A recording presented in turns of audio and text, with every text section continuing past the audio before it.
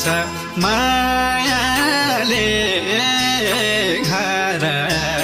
रुँदै बाटो छेक्ने काम नगर कपालुको जे